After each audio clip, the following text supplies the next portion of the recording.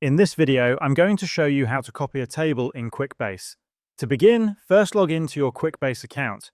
Once you're logged in, locate the app that contains the table you want to copy and click on it. This will take you inside your app where you'll see all your tables listed along the left side of your screen.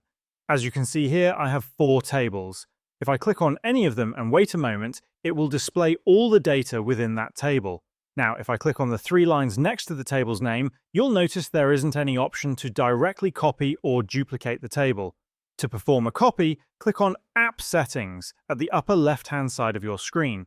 You'll then be taken to the App Settings page. Scroll down here until you see the option labeled Tables and click on it.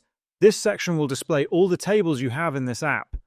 Hover your mouse over the table you want to copy, and at the far end of it, you'll see a small copy icon. Click on this icon once. A pop-up window will appear. Here you'll need to fill out a few details. Start by typing in the name you want for your new table, and also specify what a single record should be called. If you'd like, you can enter a description for this new table. Additionally, if you want to copy over the data from the original table into the new one, check the box that enables this. If you prefer starting with an empty table, simply leave it unchecked. Once all these settings are complete, click on Copy. You'll now see that a new table has been created with the name you provided.